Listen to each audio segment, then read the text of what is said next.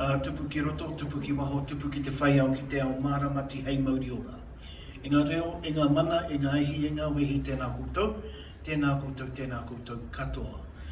Nau mai haere mai ki te aka mauri e toro atu nei wana peka ki ngā haue whā, hei tāwharau i a koutou i tēnei wā tēnā koutou, tēnā koutou, tēnā koutou.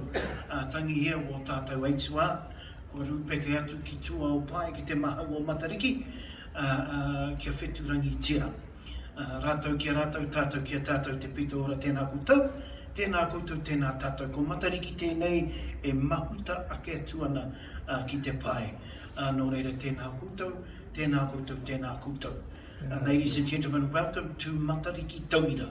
Matariki Tauira meaning students, where we introduce you to some students of Matariki.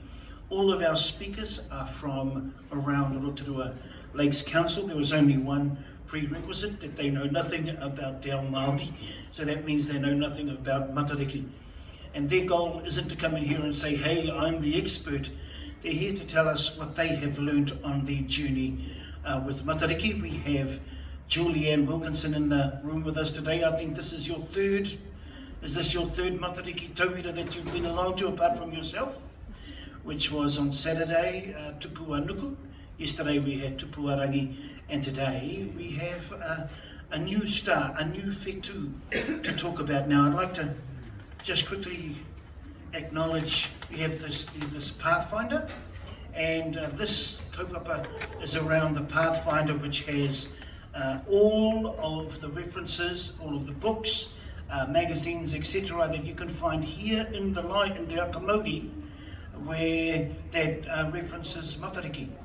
And if you just go to Matua Nokia, if you go to your phone or go on the net, you go to Te Akamori page, you go to the little menu at the top corner, and then you go down to community learning, and you'll find the Pathfinders there. I want to acknowledge the presence of the Queen of Matariki, Laura Marshall, who is our director here, who spoke about Matariki. Hail, hail to the Queen.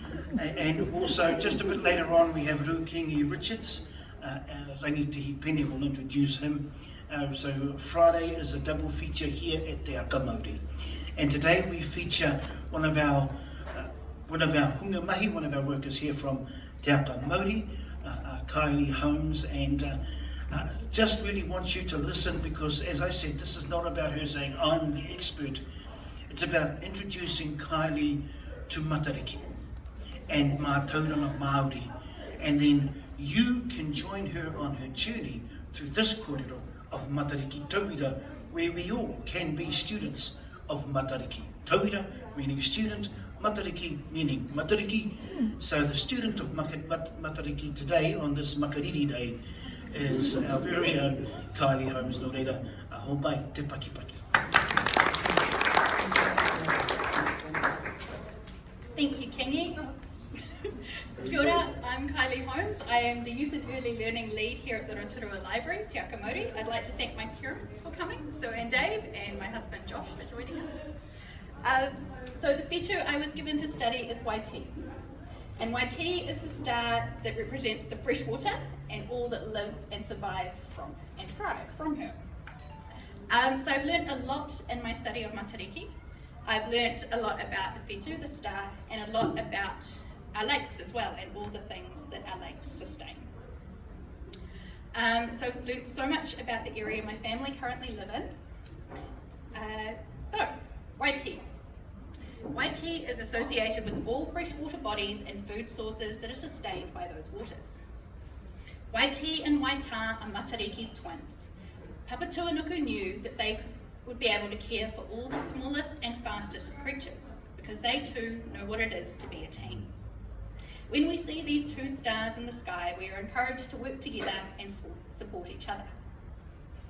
So I learned along the way about Matariki and how it appears in the dawn sky between 4 and 6 a.m. That the brightness of the stars affects the year that is to come. So if Waiti is bright, all that live in the fresh water, that would be the eels, the fish, the kora, will be plentiful, and it will be a fruitful year for catching them. The tohunga kokorangi would also be looking at the whetu to see how bright the others were. If whetu ururangi, who influences the winds, is bright, there are going to be strong and favourable winds for the year to come. If it is dull, the winds will be strong and frequent. Waipunarangi, the whetu that indicates rainfall for the coming year. If this star is bright and clear, there will be enough rain for the year. If it is dull, there will be too much rain and likely to flood. When Matariki rises in the pre-dawn sky, the tohunga kokorangi would interpret what each star meant for the coming year and how these stars would work together to affect what was coming in the year, to help the tribe decide where to invest their food gathering for the efforts for the coming year. In my time living in Rotorua, I've been lucky to live and work near the lake, and I've enjoyed watching the view change throughout the day, especially this time of year when it starts blanketed in white cloud and slowly lifts, some days slower than others, as the sun rises over the caldera and the water seems huge and blue. So, in my learning about Matariki, I've been driven to learn more about Kawaha Point, where we currently live. I wanted to learn about the places that we visit as a family and the things that we see on our walks. My husband and I have a 22-month-old daughter, Eliza. Since her arrival, we've been amazed at the ability a child brings to both speed up and slow down time. Her first 22 months have gone so quickly, but I also do not remember a time ever noticing the seasons change as gradually as they have since her arrival.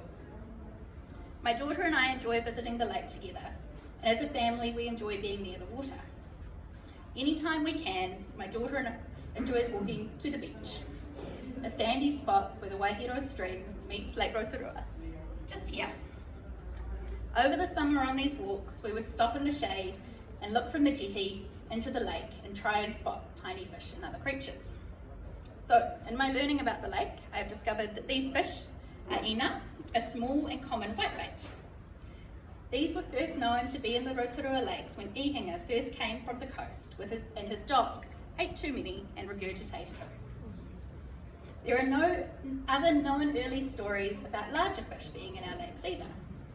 And it is believed that in the Kaharoa eruption that happened 30 to 40 years before the Great Migration's arrival in Aotearoa would have wiped out all life from our lakes when it was blanketed in 30 centimetres of ash. These are just some of the many interesting places my journey and reading took me.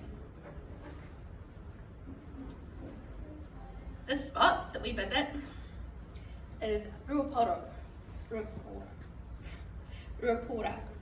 and it is a beautiful spot to walk to on the shores of Lake Rotorua and Kawaha Point. There is a sandy shoreline about 2 metres wide between a flat area and the water. In my reading of Don Stafford's work, I was surprised to learn how long Kawaha Point was inhabited. It seems every large rock and hillock is named and its history recorded. But there is very little left now this area is built up. Off the shore is very shallow, only waist level for quite some distance. This was a well-regarded fishing spot, and I hear it still is, and an ideal spot for netting whitebait. There is an extensive and important patch of lakeweed that is known for koura.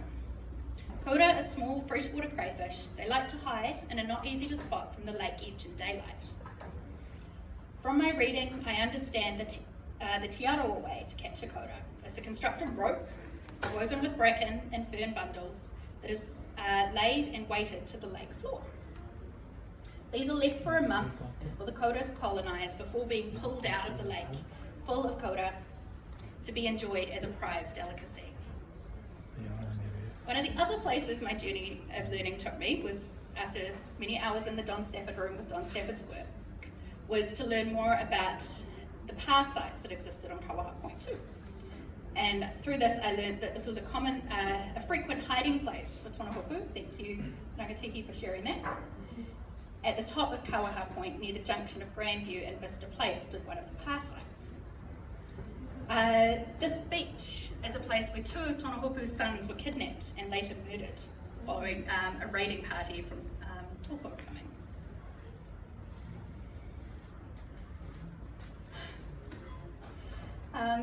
I'm very grateful for being given the opportunity to research a star of Matariki, and I'm very, very grateful to the expertise of our marketing and events team for putting together this.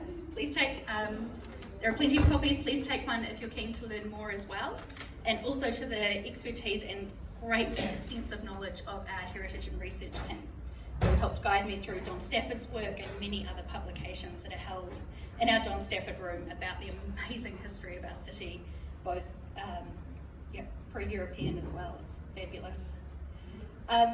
Also, if you have the opportunity to take up learning about our whetu, it's been great, and I highly recommend taking it up. So I've learnt a lot about Matariki, and I'm looking forward to working out how, as a family, we will incorporate celebrating Matariki in the future, and particularly the reflection that it provides for the seasons and the world around us as well. Thank you all very much for listening to me.